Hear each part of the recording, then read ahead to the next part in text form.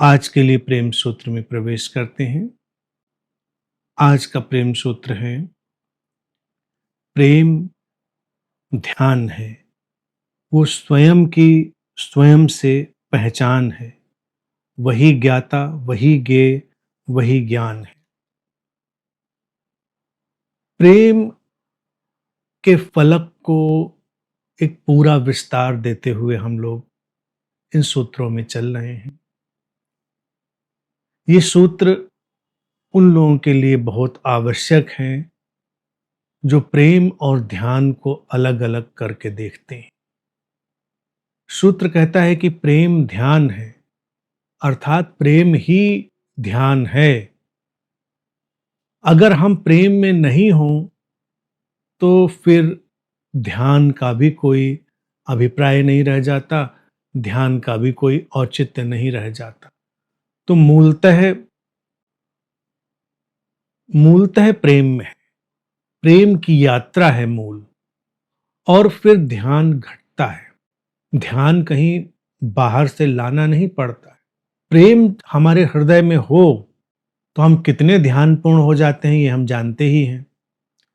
इसीलिए प्रत्येक साधक के लिए आवश्यक है कि वो प्रेम और ध्यान के विभाजन को गिरा दे। कोई विभाजन है नहीं, विभाजन हमारे मन की घटना है। हमारे भीतर हम उसको विभाजित करते हैं, और प्रेम और ध्यान एक ही समझ पर आधारित हैं, वो है अविभाजित होने की यात्रा। प्रेम में हम अविभाजित होने की तरफ बढ़ते हैं और ध्यान भी हमें अविभाजित होने की तरफ ले जाता है। विज्ञान भैरव तंत्र में प्रारंभिक जो सांसों से संबंधित विधियां दी गई हैं, उसमें एक विधि में शिव कहते हैं कि भक्ति पूर्वक अपनी सांसों को लो, अर्थात गहरी श्रद्धा और गहरे प्रेम से भरकर अपनी सांसों की तरफ सचेतन हो। सांसों को यांत्रिक ढंग से चलने की आवश्यकता नहीं है, उन्हें प्रेम पूर्वक चलने की आवश्यकता है। गहरे प्रेम से भरकर अपनी सांसों में जाओ। तो ये विधि जब विज्ञान भैरव तंत्र की मैं देख रहा था, इस पर बोला भी है मैंने विस्तार से, तो विधि अनूठी है। और यही ध्यान और प्रेम के बीच जो लोगों के भीतर विभाजन है, उसको गिराकर हमें हमारे नजदीक आने का एक मार्ग प्रशस्त करती है। व्यक्ति के जीवन में यही दो अदम्य प्यास हैं, एक प्रेम की और एक ध्यान की। प्रेम की प्यास ज्यादा मुखर है, जल्दी समझ में आ जाती है, और ध्यान की प्यास थोड़ी प्रच्छन्न है, थोड़ी ढकी हुई है, वो थोड़ी देर में समझ में आती है। जीवन की गहराई में उतरने के बाद समझ में आती है ध्यान की प्यास। लेकिन प्रेम की प्यास व्यक्ति के प्राणों में हमेशा समाई रहती है। अगर हम देखेंगे तो समानांतर समानांतर ध्यान की प्यास भी है, लेकिन वो अभी मुखर नहीं है। प्रेम ध्यान है तो हम दूसरी तरफ से भी इस बात को कह सकते हैं कि ध्यान प्रेम है। एक ही बात हो गई। और सूत्र कहता है कि ये जो प्रेम है, ये स्वयं की स्वयं से पहचान, हमारी स्वयं की स्वयं से पहचान, हमारे भीतर जो वास्तविकता है, जो मौलिकता है, उसकी पहचान। हमारे ऊपर तमाम तरह के छद्म आवरण पड़े हुए। व्यक्ति की जो विडंबना है, वो यही विडंबना है कि वो स्वयं की पहचान करना ही नहीं चाहता, और कई बार छद्म पहचानों में इतना अटक गया होता है कि स्वयं की पहचान से बहुत दूर हो जाता है। और जब भी कोई स्वयं की पहचान से दूर होगा, प्रेम से दूर होगा। प्रेम से दूर होगा तो अतृप्त होगा, उसके जीवन में गहरी अतृप्ति होगी और ये अतृप्ति उसे जीने नहीं देगी। स्वयं की पहचान का अभिप्राय ही ये होता है कि अपनी झूठी छवियों को, स्यूडो इमेजेस को पहचानना और उन्हें गिर जाने देना। बल्कि उन्हें पहचानना और उनका गिर जाना ये समानांतर घटनाएं होती हैं। हम अपनी झूठी छवियों को पहचान ही नहीं पाते। हम सब झूठी छवियों का एक पुलिंदा है। कुछ हमने अपने लिए बना ली हैं और कुछ समाज ने, हमारे परिवेश ने, परिवार ने हमारे लिए गढ़ दी हैं। प्रेम उनका पोषण करना नहीं है। इसीलिए प्रेम एक बहुत क्रांतिकारी अवस्था भी है। प्रेम बहुत ही सशक्त घटना है, क्योंकि वो झूठी छवियों का पोषण नहीं करती। अगर वो झूठी छवियों का पोषण करने वाली घटना बन जाए तो यकीन मानो कि फिर वो प्रेम नहीं होता। प्रेम के नाम पर वो कुछ हो सकता है, वो चापलूसी हो सकती है, वो अहंकार का पोषण हो सकता है, अहंकार का शोषण हो सकता है, वो तमाम तमाम चीजें हो सकता है और व्यक्ति को अच्छा भी लग सकता है। तो जब जब झूठी छवि को पोषण मिलता है वो अच्छा अनुभव करती है, और झूठी छवि पर जब भी आघात होता है वो विचलित होती है, परेशान होती है। व्यक्ति जो अपने भीतर इतना विचलित और परेशान है वो इसीलिए क्योंकि वो झूठी छवियों से ग्रस्त है, झूठी छवियों से आक्रांत है। इसीलिए अब अगर हमें स्वयं की, स्वयं से पहचान करनी है तो हमको साहसी होना पड़ेगा, हमको बहुत गहरे में संकल्पवान होना पड़ेगा। प्रेम के धागों को देखें कि जब हम सुलझाने निकलते हैं तो वो कितने कितने दायरों में फैलते चले जाते हैं। अब स्वयं की पहचान है तो संकल्प और साहस भी आ गया, उसके बिना तो हो नहीं सकती। तो उधर से उलट कर देखेंगे तो प्रेम, साहस और संकल्प की यात्रा हो गई कि जो गैर साहसी लोग हैं वो प्रेम में नहीं हो सकते, जो संकल्पवान नहीं है वो प्रेम में नहीं हो सकते। स्वयं की पहचान तो ऐसी निर्दोष अवस्था है जब सारी पहचानें गिर जाती, जब हमारे ऊपर आरोपित सारे लेबल हट जाते हैं, हटा दिए जाते हैं और हम अपने भीतर अपनी मौलिकता में ठहर जाते हैं। वो हमारी स्वयं से स्वयं की पहचान होती है। अब ये बात इतनी अभूतपूर्व है, पहले जीवन में कभी घटी नहीं होती है कि इससे तारतम्य बिठाना भी कई बार लोगों के लिए मुश्किल हो जाता है।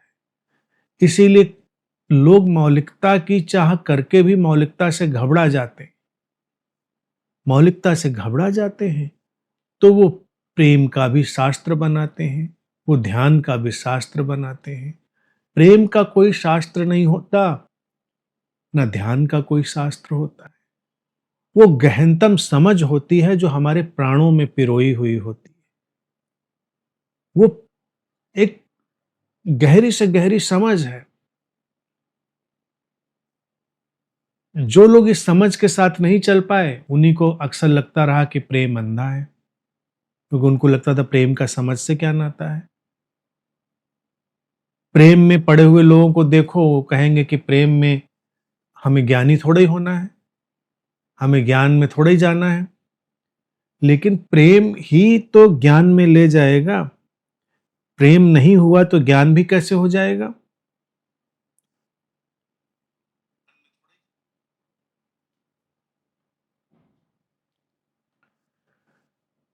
वही ज्ञाता, वही ज्ञेय, वही ज्ञान है।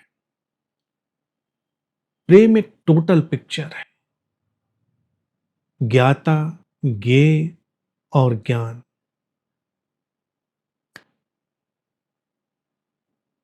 नोअर, नोन और नोइंग, सब कुछ है। इसीलिए प्रेम अंतर्दृष्टि संपन्न होता है। लोगों की समस्या क्या है, उस अंतर्दृष्टि में भी छोटी-मोटी अंतर्दृष्टियों से बड़े प्रसन्न हो जाते हैं कि मुझे ये पता चल जाता है, मुझे दूसरे के दिल की बात पता चल जाती है, मन की बात पता चल जाती है।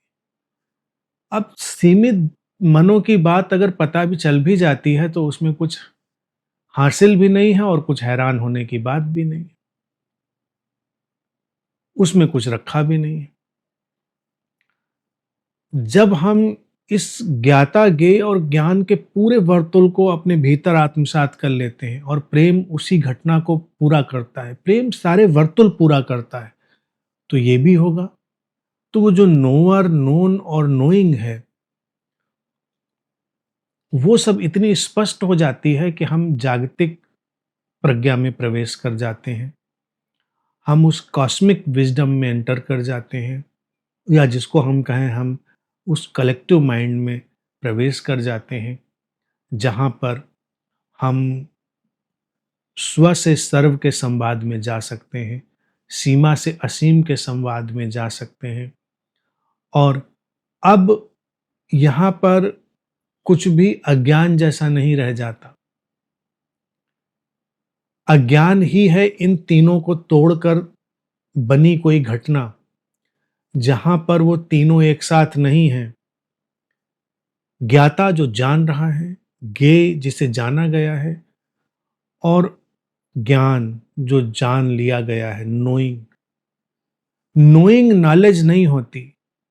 जो ज्ञान है, ज्ञान को हम अनुवाद करते हैं नॉलेज की तरह, मैं उसको नोइंग की तरह अनुवाद कर रहा हूँ। नोइंग या ज्ञान एक बहती हुई सरिता है, और ज्ञान एक डिब्बा बंद व्यवस्था है, कंटेनर में आ गई कंटेन्ड चीज है। इसीलिए ज्ञान को तो हम किताबों में लिख सकते हैं, लेकिन जो नॉलेज है उसको किताबों में लिख सकते हैं। अनुवाद की देखिए कितनी समस्या है।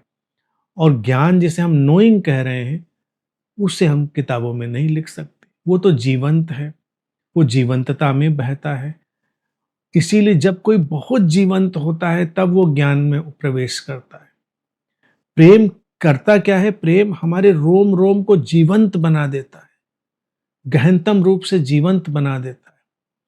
उस जीवंतता में ही वो जीवंत ज्ञान प्रवेश करता है।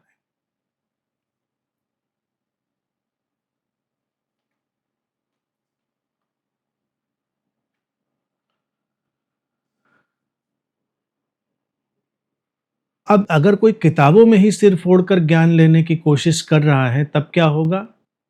वो किताबों जैसा ही डेड हो जाएगा। किताबें तो निष्प्राण कागज के पन्ने हैं, पलटते रहते हैं।